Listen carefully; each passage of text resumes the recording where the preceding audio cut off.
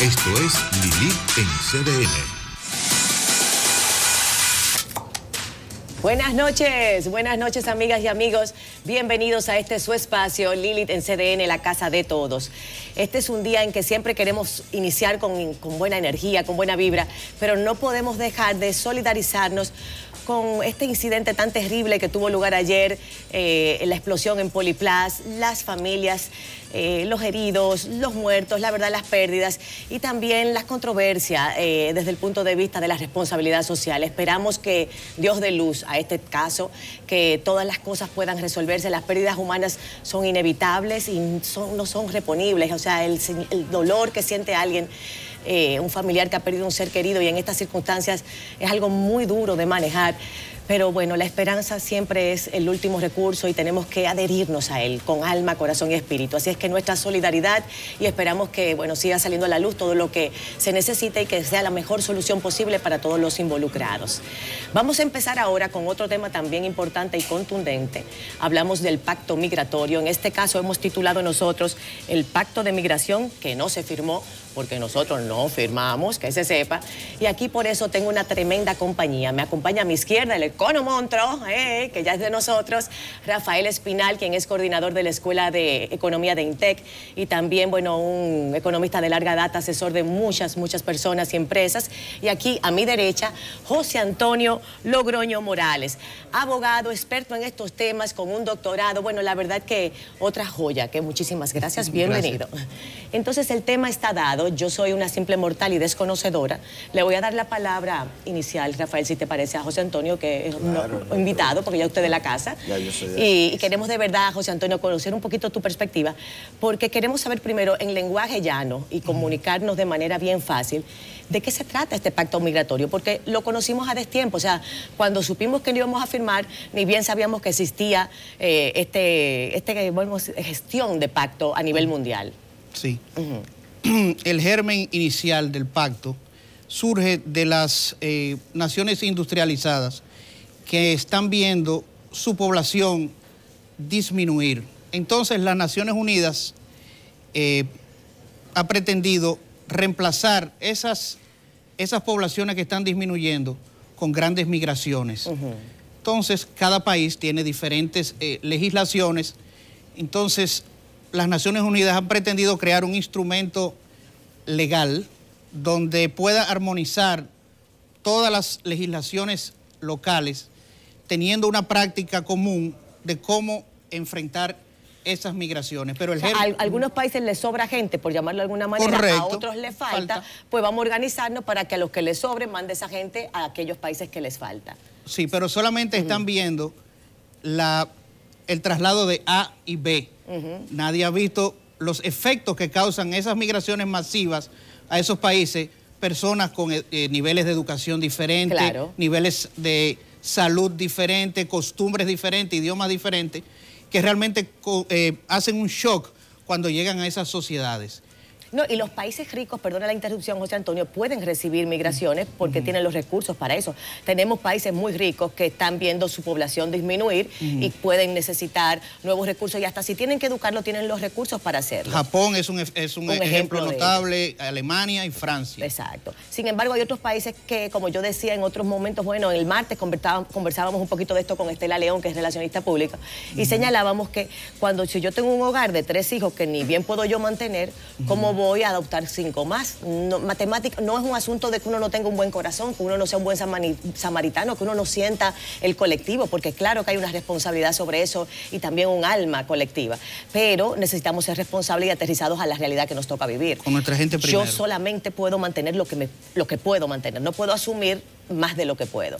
Y entonces ahí viene el riesgo en países, quizás como el nuestro, que son países que somos económicamente todavía no ricos, que no tenemos los recursos para mantener más de la casa, que todavía los hijos malviven. ¿Cómo vamos a aceptar adoptados que no podemos mantener y que no vamos a ser responsables con ellos? Y entonces ahí nos pica cerca porque nosotros los tenemos al lado, un problema migratorio. Y eso refleja también un cansancio corporativo de las Naciones Unidas, de la ONU, de no querer resolver los problemas de esos países que están pasando por muchos problemas en esos países, sino trasladar y transmitir ese problema a esas naciones ricas o un poco más pudientes. pero que es, entonces, ¿cuándo vamos a resolver el problema que está surgiendo con esos países que están teniendo ese problema? Eso nadie lo está viendo también. ¿Y el pacto qué implica? Porque fíjate que he escuchado, Rafael, que el pacto no implica de por sí, vamos a decir, un compromiso legal, sino más bien es un compromiso de intención, vamos a decir, un pacto de intención para ir hacia esta ruta, lo cual tiene cierto criterio interesante porque somos un solo planeta, tenemos que cuidarnos como colectivo. Aún así, ¿cuáles son las implicaciones que tiene, que vamos a decir, que impactarían negativamente a países como el nuestro, que tienen la inmigración ahí inminente y que no son ricos, que no pueden adoptar a los hijos porque no pueden con los de ellos? Sí, fíjate, un poquito narrando el proceso que ha habido con este pacto de la migración ordenada, segura, como se llama. Eso empezó a discutirse en el 2016. En el 2016 ocurrió a nivel internacional un acontecimiento muy destacable, que es que en la situación de Siria, la situación política y militar de Siria generó una migración masiva hacia Europa de refugiados sirios que cruzaron las fronteras de Turquía, llegaban a Grecia, muchos quedaban empantanados, algunos cruzaban el Mediterráneo en pequeñas embarcaciones, y la prensa a nivel mundial, todas las agencias destacaron algunos casos penosísimos de gente que naufragaba, niños, y eso creó una situación a la cual Naciones Unidas le prestó atención y empezó a discutir ese tema de los refugiados, que no es necesariamente el tema de las migraciones económicas, es un tema que está dado por circunstancias muy específicas. Y de derechos humanos. De derechos humanos, de situaciones de guerra, de peligro, de muerte. Y se discutió este acuerdo que ahora se va a firmar el domingo día 10 y el día 11 hay un acto en Marruecos. En Marruecos, en Marrakech. Ahí hay acontecimientos en Marrakech que vienen desde el libre comercio, donde se fundó las primeras declaraciones de la Unión Europea, y han escogido ese lugar por esta situación. Hay muchos países europeos. Como un símbolo, como digamos. un símbolo. Desde el 2016 se estuvo discutiendo las diferentes modalidades. El pacto tiene 23 objetivos generales y la República Dominicana participó durante todo ese periodo en las Naciones Unidas en las discusiones. ¿Cuál fue ese periodo? Porque no Del lo supimos. 2016 al 2018. Pero quizás sí se comunicó, pero el pueblo no. El problema es que el gobierno ha manejado esto de una manera incorrecta porque no lo ha comunicado hasta el último momento. Sí. Y en julio se aprobó en la Asamblea de Naciones Unidas el pacto. Se va a firmar ahora, pero la República Dominicana aprobó hasta cierto punto en la Asamblea y ahora lo que ha hecho es decir que no lo va a firmar. Son 12 países que no lo van a firmar. Estados Unidos siempre, desde el primer momento, fue muy claro. Un Trump decision. Un Trump decision. Making point. Muy claro, porque el presidente de los Estados Unidos tiene una posición muy definida respecto a este tema. Otros países europeos que han sufrido problemas fronterizos con este tema sirio o con otras nacionalidades, Italia, como es Austria, Italia, Estonia, Polonia. Hoy Latvia. O sea, y en Asia, Australia, en Oceanía, Australia. Y aquí prácticamente en la región, la República Dominicana ha sido la única que no va a firmar pacto. Ahora, la República Dominicana tiene razones muy de peso para tomar esta decisión debido a que la República Dominicana es fronteriza con el país más pobre del hemisferio. Y no nos da para nosotros con más para adoptar, eso es muy obvio. Yo creo que eso es lo que las Naciones Unidas tienen que entender porque es obvio. Claro, incluso el embajador de la Unión Europea en la República Dominicana señaló que él entendía que la República Dominicana no estaba preparada para eso. Pero lo hace el embajador europeo porque hay naciones de la Unión Europea que no van a firmar tampoco el pacto. Y él tenía que adoptar una posición también coherente con la posición de algunos de los miembros de la Unión Europea que no van a firmar. ¿Qué implica el pacto? Vamos a decir, ¿por qué no firmamos nosotros y esos otros países? Porque si bien es cierto que es un pacto de intención y no representa un compromiso legal, aún así hay razones por las cuales nuestros expertos y asesores gubernamentales tomaron la decisión y el propio gobierno. ¿Por qué? El lenguaje diplomático es deliberadamente ambiguo supuestamente el pacto no es vinculante. No obstante, lo estamos construyendo dentro de un marco ya, donde sí estamos vinculados a las Naciones Unidas y a todos los pactos accesorios a ella. Y cuando la mayoría de los países lo adoptan, aunque no sea vinculante, de jure, o sea, la práctica hace ley. Una vez se adopte como legislación en otros países y por X o por Y uno de esos migrantes venga aquí a la República Dominicana, esas personas van a alegar la práctica de ese pacto. Nosotros vamos a poder legalmente alegar que nosotros no estamos adheridos al pacto y por tanto nuestra legislación va a primar sobre juzgar el caso o no de ese refugiado o migrante económico en este caso. Se señalaban esos 23 pasos, 23 objetivos. Exactamente. ¿Cuáles son de esos 23 objetivos, los objetivos más, vamos a decir, complejos en función de nuestra realidad social como República Dominicana, con un país vecino más pobre y con este problema migratorio que nosotros tenemos de inmigración? Ok, básicamente el principal y el más oneroso, el más costoso para nosotros iba a ser costear todo el transporte, alojamiento, sanidad, etcétera, de todos los migrantes que alegaran desear venir aquí a la República Dominicana. Que hablabas tú de Bangladesh, que es otro escenario. Sí, exacto, eso sería muy oneroso, claro. Porque ya la mayoría, nuestra ley migratoria protege a todos los migrantes y refugiados. Nosotros sus derechos humanos están protegidos de cualquier castigo o arbitrariedad de la ley, etcétera. O sea, básicamente iba a ser llover sobre mojado. Sí. Por eso digo que el lenguaje diplomático es deliberadamente ambiguo. Sí, o sea que efectivamente íbamos a estar vinculados, íbamos a poder ser susceptibles a demandas y reclamos internacionales en el caso de que no nos guiásemos por esos 23 principios. ¿Cuáles son las implicaciones que tenemos ahora que decidimos no firmar? ¿Cuáles son esas implicaciones ante la ONU, ante los demás países que sí firmaron? ¿Qué significa no firmar? Mira, en realidad no hay una obligatoriedad por parte de los países de firmar un acuerdo de esta naturaleza. Obviamente han habido... Pero la minoría fue la que no firmó. La minoría no firmó y han habido declaraciones incluso bastante... La Bachelet, Michelle Bachelet, la expresidenta de Chile, que es además jefa de la Comisión de Derechos Humanos en Naciones Unidas, señaló que muchos estadistas no habían firmado el pacto porque habían mirado las encuestas.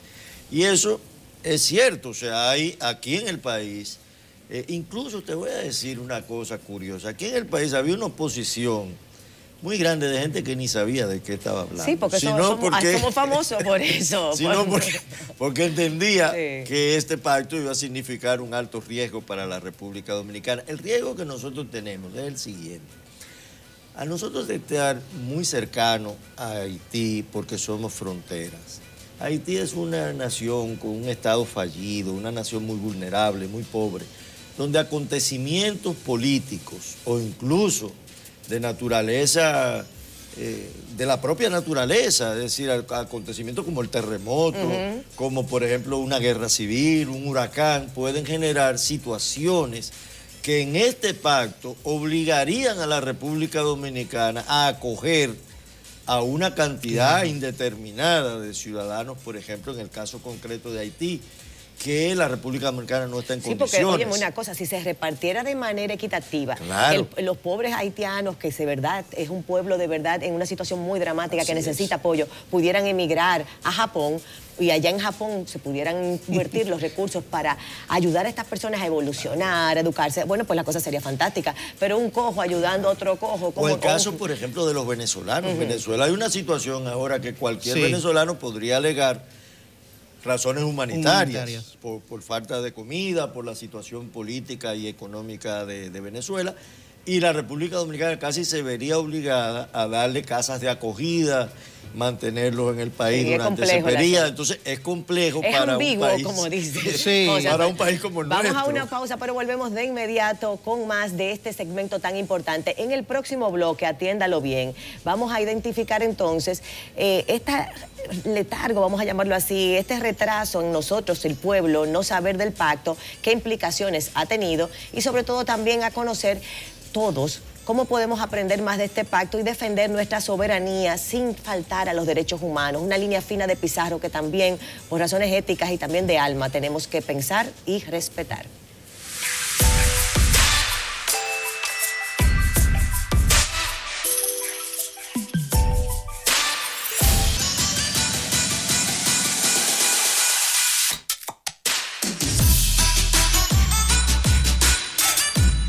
Seguimos hablando del pacto migratorio que no se firmó y sus implicaciones en nuestro país, consecuencias. Ya Rafael mencionaba que el hecho de nosotros ser de la minoría de países que no firmó el pacto no tiene implicaciones directamente negativas sobre nosotros, simplemente es una decisión independiente y autónoma que tenemos el derecho a hacer, dadas las circunstancias que vivimos. Ahora quiero, José Antonio, que tú nos des un poquito de luz, porque vamos a hablar de esas circunstancias que vivimos y de lo que yo mencionaba. No queremos, los dominicanos somos humanistas, sí, como pueblo.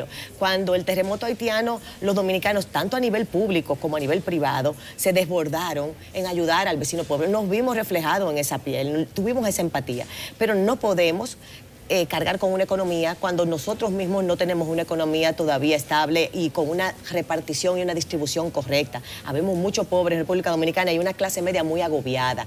Entonces, cuéntanos, ¿qué podemos decirle a la gente? Bueno, el dominicano es acogedor de naturaleza.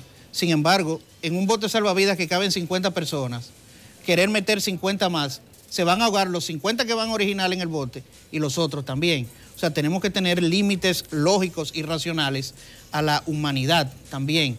Lo que tenemos que hacer es reclamarle a la comunidad internacional, a esa misma que está que redactó el pacto en esos términos ambiguos, reclamarle a la comunidad internacional, a los países desarrollados, Francia, España, Estados Unidos, Canadá, por ejemplo, en el caso que nos atañe a nosotros y cercano, Haití, que haga un esfuerzo y desarrolle Haití en Haití. En su propio territorio. En su propio territorio. Nosotros, la República Dominicana. Enseñarlos a sembrar, a construir, a organizar sus instituciones, todo. Todo. La República Dominicana realmente no tiene la capacidad económica, técnica, de recursos humanos para absorber la población de Haití y resolverle sus problemas.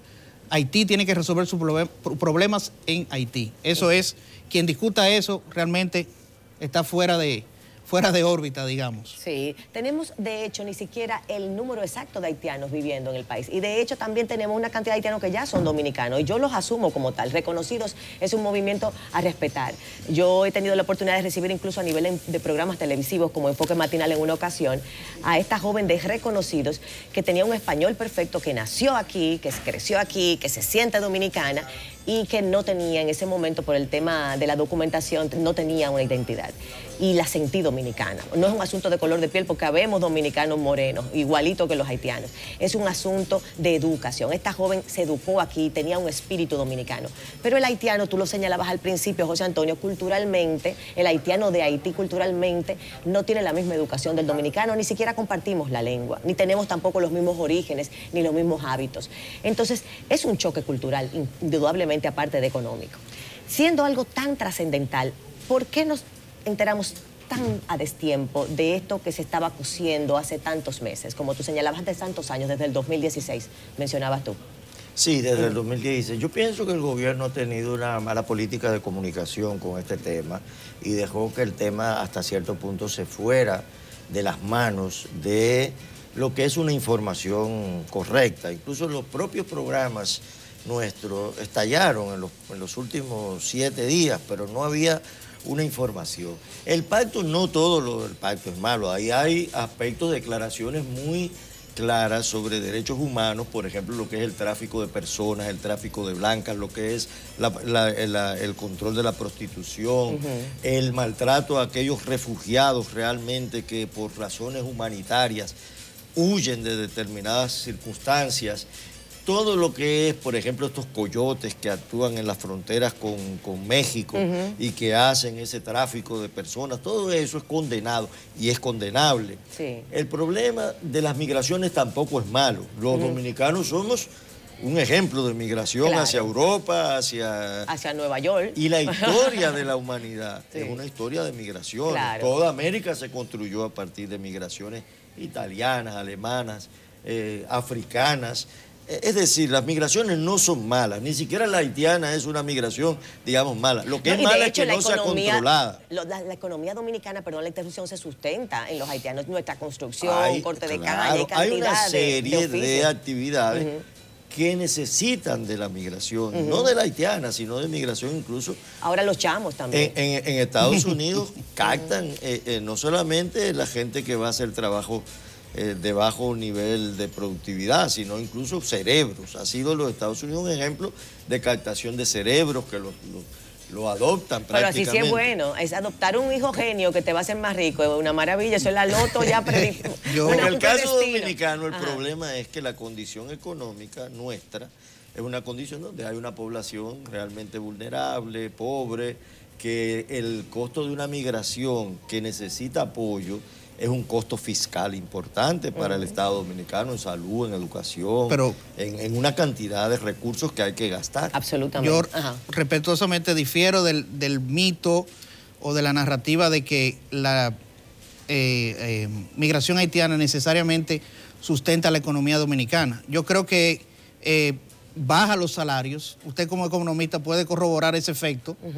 Una población que viene a trabajar por salarios ínfimos, necesariamente hace descender el salario de los locales, de los nacionales. O sea, yo creo que eso es un factor muy disruptivo en cuanto a los niveles de salarios de los dominicanos también. O sea, que quizás si nosotros pudiésemos ofertar mejores salarios, tanto en la agricultura como en la construcción, pudiésemos ver una participación mucho mayor de dominicanos nacionales en esas industrias. Creo que sí. Eso es correcto. La tasa de salario es deprimida en muchos sectores por la participación de la mano de obra más barata y en condiciones no solamente más baratas, sino en condiciones de vulnerabilidad porque no cumplen con las leyes laborales. Es un tema pendiente. Yo creo que en esta parte eso es lo que indigna más a la población, el hecho de que toda esta población desplaza mano de obra y además crea condiciones difíciles para la República Dominicana. Ahora bien, fíjate tú que en los hospitales, o sea, públicos, la mayor cantidad de parturientas son haitianas. O sea, nosotros estamos realmente pariendo niños haitianos masivamente aquí diariamente en nuestros hospitales públicos, que sustenta la clase media, sobre todo. Y la clase. Y luego está el tema del jus soli, que es que tú has señalado, no todo el que nace en un territorio adquiere de manera automática la nacionalidad si los padres no tienen un estatus legal establecido. Eso no es que si tú eres hija de un alemán no seas dominicana, pero ese alemán tiene que estar en condiciones regulares en el país. A partir del 2010 ya. A partir del 2010. Ya de la modificación de la Constitución a partir del 2010, para tener la nacionalidad dominicana deben ser residentes legales dominicanos o hijos de ciudadanos dominicanos. El problema son los ilegales, porque fíjate que pudiéramos tener un número de registrados, que tú sabes cuál sería ese número de cantidad de ciudadanos. Realmente nadie lo sabe. Quien dice que sabe cuántos haitianos en condición irregular, vamos a usar el neologismo que se pretende usar en el mismo pacto, pero son ilegales realmente, nadie lo sabe. Entonces, ese es otro de los problemas, que es que como Haití es un estado fallido, no hay identificación para su población. Nosotros no podemos concebir que en Haití no hay registro civil. Hay generaciones que nacen, crecen, se reproducen y mueren y nunca tienen una documentación. O sea, nosotros estamos absorbiendo eso. El pacto prácticamente lo que quiere es regular eso a nivel global. Pero, por ejemplo, nosotros en la República Dominicana siempre nos quejamos de que tenemos muchas leyes y no se aplican. En este caso, verdad. Como dice el licenciado, nosotros tenemos leyes migratorias muy completas, reglamentos de aplicación. También aquí se castiga la la trata de blancas, la prostitución, el proxenetismo. Tenemos legislación para todo. La cosa es la voluntad de aplicarla. Específicamente... Y las consecuencias. Y las consecuencias. Ante el delito. Por ejemplo, el famoso 80-20, de que toda empresa dominicana necesita tener como mínimo 80% de nacionales dominicanos. Aquí, lamentablemente, desde el Estado, eso no se aplica. Una vez que empiece a aplicarse eso aquí, vamos a entrar en otro inning del juego ya, realmente, lamentablemente. ¿Tú entiendes que debemos ser un poco más proteccionistas, si se quiere el término, y perdón, con los dominicanos, proteger más República Dominicana para los dominicanos como prioridad y luego, bueno, como acogida para los demás? Es que la razón de un Estado y de una nación es protegernos a nosotros mismos. Tenemos que, claro, con humanidad, pero los dominicanos primero, realmente. Por eso tenemos un país. ¿Qué dice Rafael Espinal sobre eso para despedirnos ya? Sí, mira, yo te diría que hay muy pocas políticas de nacionalización de la mano de obra. Yo creo que debe haber un plan para que, por ejemplo, en el campo, la gente no trabaja en el campo por las tasas de salarios tan bajas. Entonces el Estado gasta muchísimo dinero en salud pública de migrantes, gasta muchísimo dinero en educación, cuando tal vez lo que tendría que tener un programa de subsidio a esa mano de obra dominicana para que tenga una rentabilidad. Y que se quede la gente en el campo. Y la gente se quede en el campo. Y te dejamos este hacinamiento aquí. Y dejamos el hacinamiento de la capital con este tremendo problema de tránsito y de exceso de personas en las sedes urbanas. Así es. Bueno, gracias a Rafael Espinal. Siempre un placer recibir al economontro. Faltó José Alfredo, pero le mandamos mucho cariño. Y a José Antonio Logroño Morales, abogado y doctor. La verdad que, bueno, un placer haberlo tenido. Doctor, José Antonio, ¿tu doctorado es en? Leyes. En leyes también, señores, que ya ustedes saben cómo es que estamos en manos de expertos. Nos vamos a una pausa y volvemos. Nos movemos ahora al barrio de la mano de Bill Productions, música barrial. También tenemos a Ana Avelino, a Ana la Barbie y a Juan José Vega para hablar del motivador en el barrio. Hoy queremos exaltar a ese que no es el bravucón, ni el lindón, ni el protagonista, sino al que trata a todo el mundo hacerlo sentir mejor y darle ánimos para seguir adelante. A ese vamos a conocer hoy, el motivador del barrio.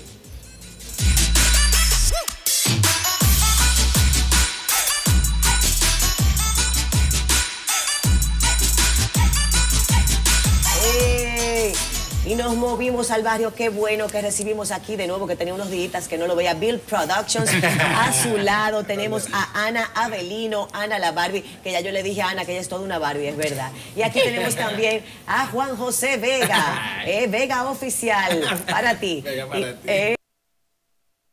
Y qué bueno hablar, porque aquí estoy en compañía de motivadores. Me decía Bill que Ana es una motivadora también, sí, por eso la trajo también a representar a las mujeres del barrio también. Y yo les decía, ¿por qué nos interesa tanto este tema? Porque destacamos a las grandes figuras, el lindón del barrio, el bravucón del barrio, chulo, el líder de la banda, el chulo, díganme a ver, hay tantos caracteres del barrio que destacamos y sin embargo se nos olvida quizás ese que es el más importante, que no busca protagonismo, que no es el que está bateando, porque no es ni el bravucón, ni el lindón, ni todas las anteriores, ni la bravucona, ni la lindona, pero sin embargo es esa persona que siempre tiene energía para llevar una buena vibra, el antivampiro. ¿Tú sabes lo que es el vampiro emocional, Ana?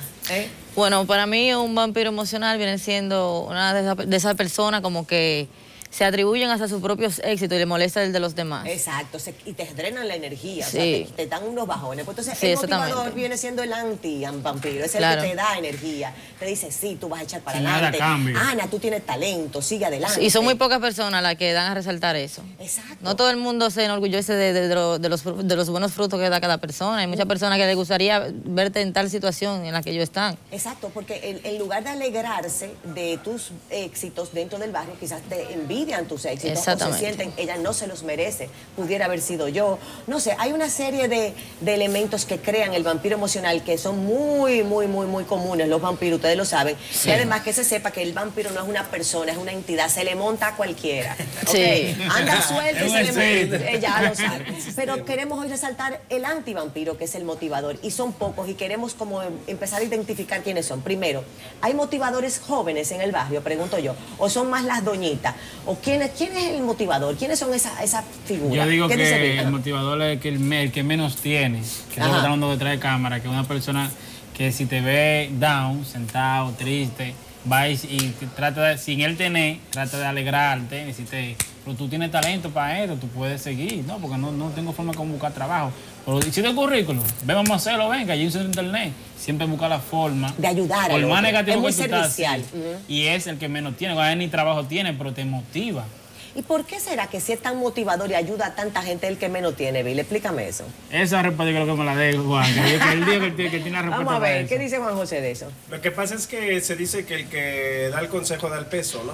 Entonces, normalmente el que motiva también se compromete. Tiene que haber un compromiso del que habla, del que dice. O sea, tiene que haber un compromiso de la persona que lo hace. O sea, yo no te puedo motivar si yo no te jalo en un momento dado y tú me absorbes un poco de tiempo, de dedicación. Aunque no sea dinero, es tiempo. Exacto. Es mi tiempo que es productivo, pero yo lo estoy dedicando a ti, a hacerte el currículum, Exacto. a grabarte la canción, Sí. a promoverte aquí o allá.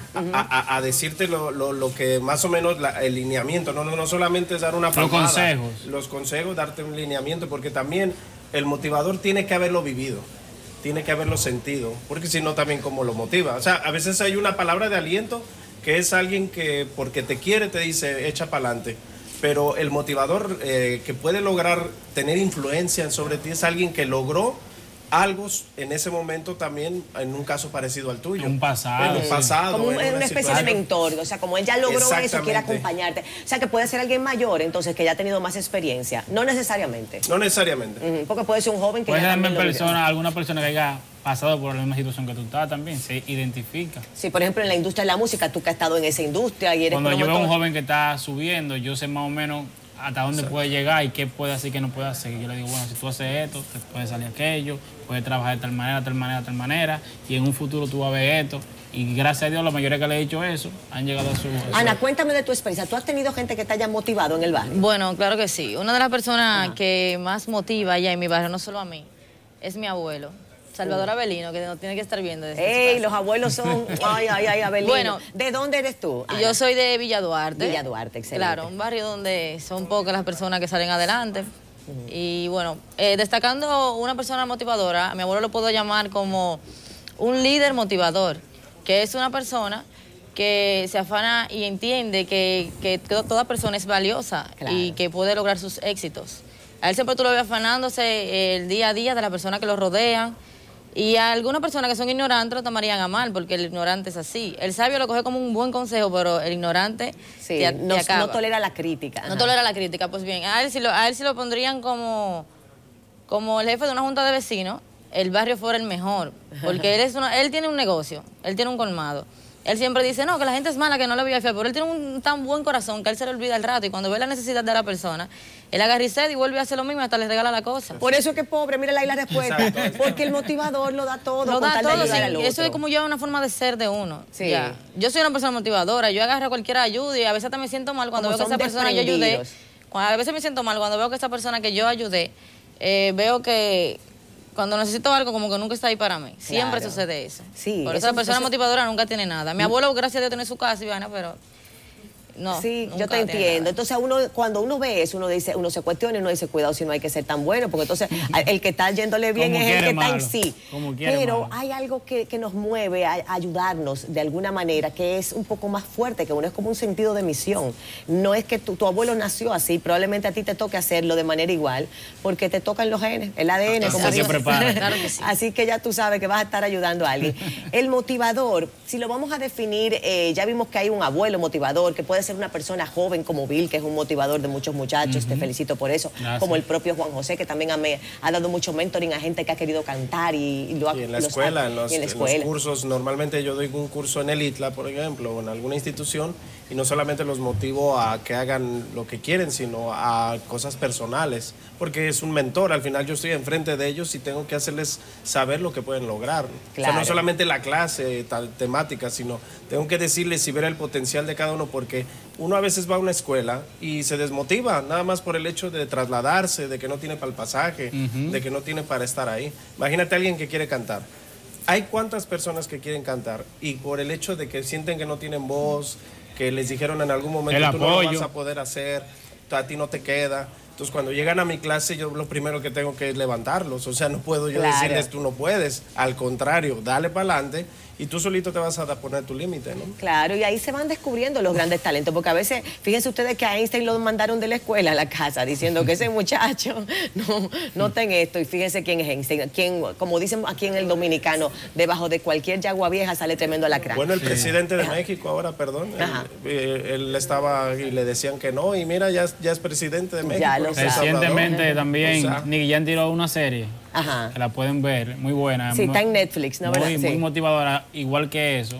Nicky Jam pasó por muchas circunstancias, cayó viviendo en Colombia, allá se encontró con una persona que no sabía nada de la música, pero sí creía en él. Y lo motivó mucho, y hoy en día él está con Nicky Jam y es un manejador. Claro, Lo claro. sacó del lodo a través de motivación y conexiones que él no tenía, y empezó a enlazarse y lo llevó. Claro, y ahí el manager también está picando lo más Sí, bien. una persona que no era nadie, Eso es nadie. una buena simbiosis, ¿no? ¿Verdad? Sí. Cuando tú apoyas y entonces recibes esas Lo hizo respuestas. de corazón, creyó en él cuando mucha gente le decía que no, que esa música no, lo que querían era reggaetón, y él tiraba la música romántica. No, esa música no es bailable, esa música no. Y el muchacho que sí, que tú verás, y ya la van a tener que apoyar y seguir. Y así fue. Tremenda historia. Sí, la verdad es que también, eso hay que decirlo, que muchas personas de mucho éxito también son cuadros de mucha motivación. Fíjense que para nosotros los dominicanos en el barrio, peloteros, comunicadoras de éxito que vienen de abajo, como en tu trayectoria, Ana, que de verdad te deseo muchísimo éxito en tu carrera como comunicadora. Bill también, que está en el ambiente musical, igual que Juan José, que ya está en salsa y en otros géneros.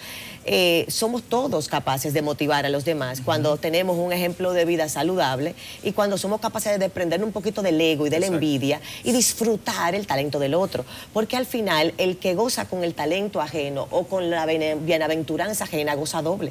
Porque entonces tú te gozas lo de Bill, lo de Ana, lo de Juan José y lo tuyo. Son 4 fiestas que vamos a celebrar. El que está televisando ahora mismo, que está viendo, se está motivando, viendo a nosotros 4 aquí conversando, puede decir, bueno, yo algún día tengo que estar ahí. Claro que sí. Esta es la casa de todo. El que esté viendo que quiera venir, que venga, que aquí a todo el mundo lo recibimos. Eso se sabe ya. Eso es ya voz populis. ¿Qué le decimos al motivador del barrio para que no desfallezca, a pesar de que no tenga la respuesta, como dice Ana, en función a lo que da, a pesar de que no tenga el dinero que otros compañeros tienen, a pesar de que no tenga quizás tampoco la popularidad, la prestancia, la aceptación, porque aquí el don dinero es justamente yo diría que lo no que mueve el desmaye, mundo? que siga luchando, que siga ayudando a todo el que puede, que algún día será recompensado tal vez más de lo que él piensa o cree o quiere, que uno nunca sabe dónde está la suerte. Que siga apoyando. Tú vas a seguir motivando entonces, hasta que la muerte nos separe, a ti a la motivación.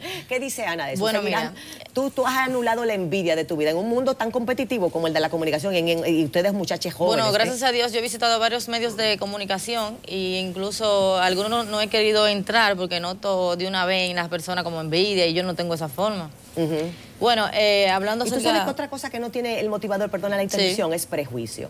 El prejuicio es soberbia y el motivador no es soberbio. Entonces, las personas que tienen prejuicios y que entienden que la forma en que yo soy es la forma que tiene que ser y el que no es como yo está mal, necesariamente no se puede convertir en un motivador porque piensa ser un señalador y el que señala no motiva. ¿Qué dices tú de eso? Bueno, eso sí es cierto. Bueno, una persona motivadora ya lo es desde que nace, como quien dice, y ya no va a desvanecer. Dice la palabra de Dios, haz bien y no mire a quién. Ya esa persona, por más que se enoje por algo que le haya hecho otra persona, nunca va a cambiar su forma ya se va a morir siendo una persona motivadora, ya nada va a cambiarlo. Aunque dicen que dice la palabra de Dios también, que por la maldad de muchos el corazón de otros se endurecerá.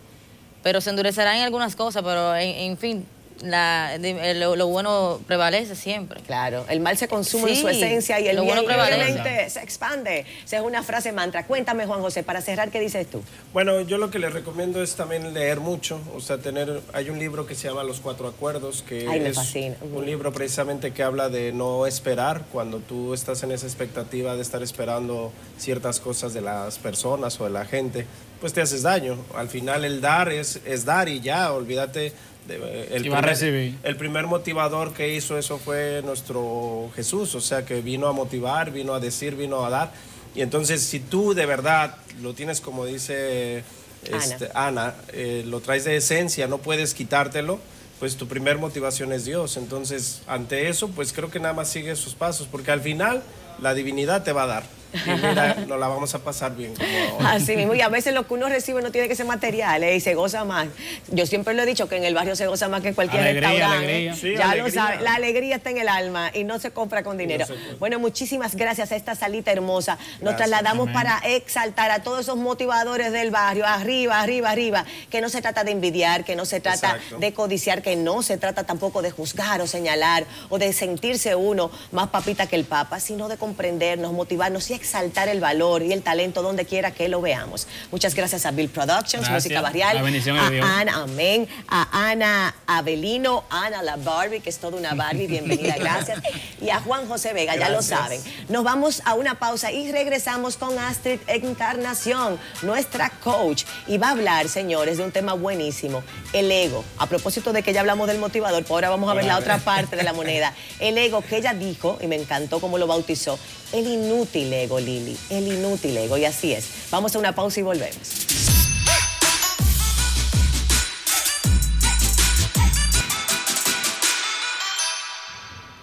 Y se nos fue el tiempo y de verdad que este es un postre muy especial que debe durar más tiempo, pero no vamos a tener el chance. Astrid Encarnación, tremenda coach y una coach ejecutiva del más alto calibre, ya la hemos entrevistado. Y este tema, tenemos tan poco tiempo que casi en 2 minutos que vamos a tener que hablar del inútil ego. Vamos a hablar del inútil ego en 2 Dele, minutos, coach. no pasa nada. Es que ciertamente el ego no es un tema. ¿Por qué la gente desarrolla tanto ego cuando conoce el éxito? ¿Y cómo manejar el ego? Yo creo que y a veces también en las dificultades también el ego se desarrolla. Es un error, Lili. O sea, las personas confunden el ego con el autoestima en un momento determinado. Laboralmente hablando, es fantástico cuando la gente tiene autoestima. Claro. O sea, maneja estímulos y maneja una potencia a la hora de ejercer su talento increíble. Pero en términos de ego, el ego es un factor errante que confunde y nos entra en una manera de actuar que nos deforma realmente. Nos deforma la relación con los demás y en muchas ocasiones deforma nuestro talento, porque entonces no nos da el margen de dejar ver la mejor parte de la esencia que como seres humanos tenemos en la interacción con los demás. El ego tiene muchas razones, una de ellas es la sorpresa que la gente puede llegar a percibir en el momento que está experimentando en su vida nuevas situaciones. La fama es un capítulo de administración. El dinero es un capítulo de administración en una persona, en un ser humano, en un profesional. Y hay muchas otras cosas. Cuando todo eso llega de golpe, el profesional, sobre todo, de hoy en día, no está necesariamente listo para administrar el poder, administrar la fama. Yo recuerdo una entrevista que vi con Oprah Winfrey y Whitney Houston, donde en aquel momento de declive de esa segunda artista, Oprah le preguntaba, ¿cómo llegaste a esto? Tú eras la voz del país, ¿cómo llegaste a esto? Y recuerdo que la respuesta de Whitney fue mucho, Oprah, demasiado. Era demasiado dinero, era demasiada fama, era demasiado. No había control con tanto.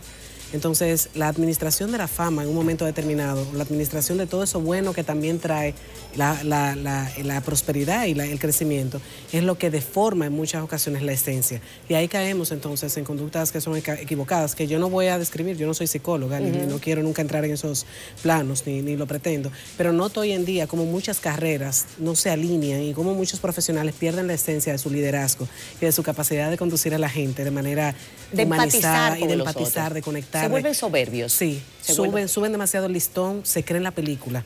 Y la película hay que vivirla, hay que vivirla con entusiasmo, no me malinterpretes. Yo me creo la mía, yo me creo as coach, ¿verdad? 24/7. Claro. Pero no hay que creerla desde la esencia, sino realmente uno participar proactivamente de los momentos fantásticos que te dé tu vida. Disfrutar tu momento con intensidad, ponerle caramba alma a todo lo que se haga y se reciba, así sean aprendizajes, pero siempre no sabiendo que la película no se cree. La película no se cree para que el ego no se le encarame a donde no tiene. Gracias a la coach Caramba Astrid Encarnación. La vamos a citar nueva vez porque el tiempo hoy se nos fue y tenemos mucho que hablar de ego y de otras cosas, otros tips ejecutivos. Nos vemos, gracias por la sintonía y mañana nueva vez su cita obligada a la misma hora y por el mismo canal.